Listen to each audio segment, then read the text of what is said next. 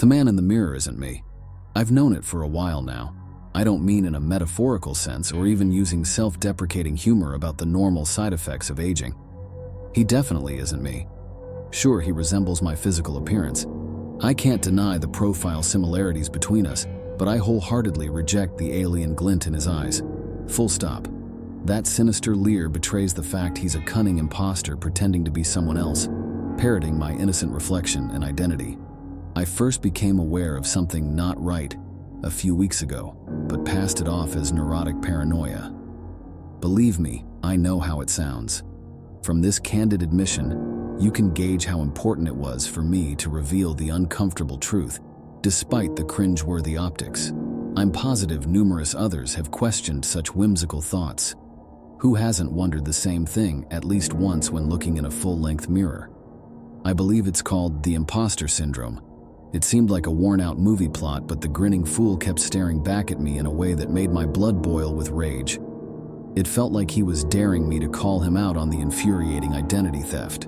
He aptly mimicked my personal expressions and pantomimed the sudden movements in an admirable fashion, but I knew, and he knew. The sneer of superiority on my lips was immediately repeated, but the brief delay was telling. There's a microsecond required to observe and imitate. That's how I knew. I could have just covered all my mirrors and reflective surfaces, but that wouldn't stop the evil sabotaging my reflection, would it? A tree falling in the forest still makes a sound whether anyone is there to witness it. There was no telling what the grinning ghoul mocking me was up to when I was sound asleep. It made sense to confront an obvious case of personal theft. Even if I didn't understand what his game was, I've always been direct. I might not be able to stop him from whatever he seized my appearance for, but he would damn well know I was fully aware of it and was documenting what I witnessed. That was highly important, as you'll come to understand what transpired later. When I awoke, I was shocked to see him standing there, covered in dried blood. It was disgusting. What had he done? Then the dark truth dawned on me about his underlying motives. He'd seized my appearance to be able to commit horrible, violent crimes and then have me to blame as a patsy. Any eyewitnesses would immediately finger me as the culprit, and I couldn't even deny it. This lunatic looked just like me, sheesh. I was trapped by the clever ploy and worried I wouldn't be able to convince authorities I was innocent. From this highly compromised position, I was left with little choice other than to help cover up his unspeakable deeds. I could see no other recourse at the time, but to be complicit, and that infuriated me beyond measure. By washing off the blood and destroying the evidence, I was an accessory to heaven knows what horrendous acts. I wanted to smash the mirror in frustration, but doing so wouldn't change what had been done or what he would continue to do. I faced him that morning with rising scorn and wrath, while equally hating myself for giving in to the web of blackmail. Devastatingly, the news was filled with horrible stories about a string of local, unsolved crimes.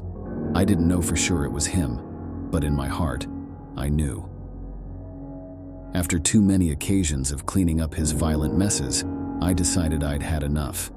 No amount of excuses could wash away my guilt for being involved in helping him cover them up. He couldn't keep getting away with those atrocities. I needed to stop protecting myself like a coward and act before anything else occurred. It was in the public's best interest that he be stopped, even if I went to prison myself for my small part of it. Maybe the court would grant me leniency. I had to try. I spent a couple of days planning how I might be able to stop or capture him. By then, I think he realized I was up to something but kept playing the part. Still imitating my every move in front of me. Still grinning like a deranged fool. I have to give him credit though. He was fully dedicated to the role. It was startling how authentic he appeared. Since my imposter was so committed to pretending to be me, I always had the first move. That is a powerful tool I took full possession of. He had to do exactly what I did. His determination to stay in character gave me newfound power over him, which I'm sure he resented deeply. For hours I stood there, forcing him to follow my every move and silly little gesture. Every exaggerated expression and dramatic pose was imitated perfectly. I was thrilled at how he must have hated the extended period of forced compliance. I hoped he would be so exhausted by the rigorous marathon that he wouldn't have the energy to harm anyone else. I believe my efforts worked that night, but it wasn't a sustainable plan. A killer like him has to kill. I had to capture my doppelganger alive and then take him directly to the police. I finally figured out a way to get him the hard justice he deserved. I went to my garage and pulled out a Phillips head screwdriver from the toolbox. He had no idea what I'd planned to do. I was so excited. I met him in the bathroom mirror and smiled innocently for a few seconds. I detected a rising hint of worry in his expression, but it was subtle. I wanted this inhuman ghoul to be absolutely terrified of what I was about to do. I raised the screwdriver and started taking out the screws holding up the mirror corner mounts. After taking out the top two, I had to be careful, or the whole thing would topple away from the wall and shatter. The best part was, he knew what I was doing by then, but had to help. I couldn't believe it. Even then, he didn't break character, but I knew he was dying inside. He had to be. My plan was brilliant, and he'd fallen into my trap this time. I unscrewed the bottom anchors and carefully carried it to my car. I figured he would try to make me break it, but I was ready for any type of sabotage. Although he tried to trip me a couple of times, I caught myself. The mirror didn't break. All along the way, I smiled. Then I laughed. First, it was a mild chuckle, but near the police station, I was roaring. People around me in traffic looked at me like I was a lunatic for being so externally animated, for no obvious reason. That's okay. They had no idea who I'd ensnared, nor how clever I'd been in my plan to bring the heinous perpetrator to justice. I figured at that point, he would crack in desperation and do whatever it required to escape. I had to be very vigilant. There was a large flight of steps up to the precinct door. I'd surely stumble carrying that heavy, awkward piece of glass. I decided to leave it in the car for safety. I'd ask for an armored security detail to bring him in. With an official escort, he couldn't get away. It seemed foolproof, but I failed to consider how cunning my reflected nemesis is. I told the apathetic officer at the front desk. I had urgent information about the violent crime wave affecting our city. He seemed pretty jaded and skeptical. That was until I told him I happened to have the culprit captured in my vehicle. He immediately perked up upon hearing that. When I explained I needed their assistance bringing him inside, the officer paged a couple of jailers to assist in the arrest. Once outside, everything fell apart. They seemed genuinely perplexed when I told them the killer was in the back seat, trapped inside the mirror. They looked at each other like I had lost my marbles. I tried explaining everything clearly to them, but they didn't seem the least bit interested in hearing my testimony about him. Instead, they insisted I come inside to give my own statement. I didn't mind, but I was terrified he would somehow get away while I was sequestered in the detective's office. Tearfully, I confessed my small part in covering up his unspeakable crimes. They nodded politely as I unburdened myself, but I overheard one of them say something strange which eluded me. Something about non compos mentis. Never having been in legal trouble, I never knew much of the police jargon they use. Then they asked me if they had my permission to search the house for more evidence.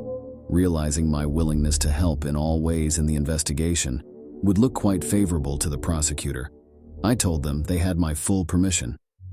Despite the troubling circumstances, I had to smile again. I was convinced that everything would soon be better. Sadly, things really didn't go as planned. They were only pretending to believe me. I was immediately placed into a detention cell and assigned a caseworker. Dr. Barkley introduced himself and explained he was going to evaluate my psychological state. It was patently offensive. I'm as lucid and stable as anyone. I did admit to him and the other therapists that what I confessed was extremely hard to believe. Regardless, I maintained my story was absolutely real. Their stoic blank stares betrayed their unfiltered thoughts about me and their judgment. No matter how many times I repeated my sworn testimony, it failed to persuade any of them. He had won. I was labeled unfit to stand trial and moved to a long-term care facility in another city. If there was any upshot to the terrifying ordeal, it was that mirrors aren't allowed at the hospital. I'd never have to witness his smug, mocking face again. That alone was a glorious takeaway and win, but even sweeter vindication was on the horizon. I had my very first visitor after more than 6 months of being committed. Of all the people who might request to meet me, I would have never guessed I'd see the original case detective again on the other side of the glass. He looked tired and a bit perplexed. His initial statements were cordial and vague. They were even apologetic in a subtle way. I could tell he was trying to bring himself to ask me something, but it was difficult for him. He hemmed and hawed a bit, dancing around what was on his mind. Finally, I got frustrated and demanded he tell me exactly what he came to see me about. A few days after you were taken into custody, a string of new crimes were committed close to the original murder sites. Like the earlier ones, they matched the exact profile as what you were arrested for. Despite all the undeniable similarities, the district attorney insisted you were the sole culprit. His office insisted it was either a copycat killer doing the new crimes, or you had an accomplice who was killing people to cast doubt on your guilt. We reviewed the cases and investigated the forensic evidence at the scenes. I listened to his uncomfortable admission in impatient silence. I knew he wasn't yet done, but it was torture waiting for him to divulge the rest of the details. There was something big coming, I could tell. It was clearly hard for him to admit they were wrong about me. Harder still was what he revealed next. One of the crime scenes happened to have a hidden HD surveillance camera. It was a huge break in the case. The lead detective was eager to download the footage and grab screenshots of the suspect so we could finally ID the lunatic and stop him from torturing and killing more innocent people. As the footage was reviewed, we did a double take. Just as you told us, the killer looked exactly like you. None of us could believe it. First, they checked security records here at the hospital to verify you were locked up during all the subsequent murders. Then they pulled detailed background checks to confirm you didn't have an identical twin. I just stared at him in burning contempt through the thick glass. I was indefinitely committed to the state mental ward for horrific crimes. I didn't commit, and here was this jerk privately acknowledging my innocence. It was all I could do to not flail angrily at him through the window. Look, I know you are furious about this. I apologize for doubting you. I totally understand your anger, but no one in their right mind would have accepted that some inhuman thing could imitate your appearance and pin serial killings on you. None of us would have bought that. It came across like the ravings of a madman. Law enforcement officials deal with facts and reality. The DA is stubborn. He still won't consider having you released, even having witnessed the footage himself. He said that even if you weren't the actual killer, you were unstable for believing what you told us, and you needed to be here to get help for your delusions. That was it. Insult to injury. Even when they knew the truth, they still refused to exonerate me. I was just about to hang up the conference receiver and go back to the patient lounge when he asked me to wait and continue hearing him out. After the crime scene footage was discovered, a few more weeks passed by. The team didn't know what to do with it. We had APBs out with the killer's face to all officers, but as far as the system was concerned, the man with that identity was safely locked away already. You. Then, a number of seemingly unrelated killings occurred in different pockets of the city. It was far away from your home. When the new cases were plotted on a grid map, they occupied a clear mile radius of each other. I just listened to his rambling narrative in rising bewilderment. Where could it go from there?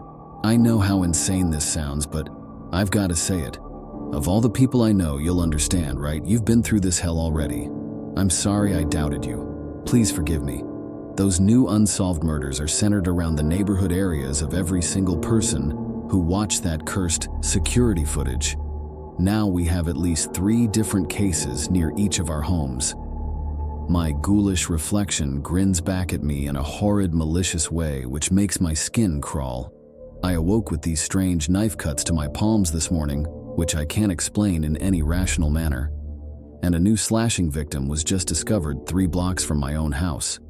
The other guys have admitted to me that they are freaked out too about the man who stares back at them when they brush their teeth. We can't publicly acknowledge it, but we know the truth. As the person who has lived with this curse the longest, I'm desperately hoping you have some insight into how to stop it. It all sank in and my eyes widened in growing terror. This unexplainable evil was spreading exponentially. Every person who saw the contagious image of my imposter in the footage would also be infected. They too would develop an imposter killer to possess them. I asked him if they still had my bathroom mirror locked away in evidence. After nodding knowingly, his bloodshot eyes showed genuine hope. For the first time since he'd arrived at the visitor's booth, I think he had the same thoughts I did. I didn't have to tell him to smash it. He didn't even hang up his receiver.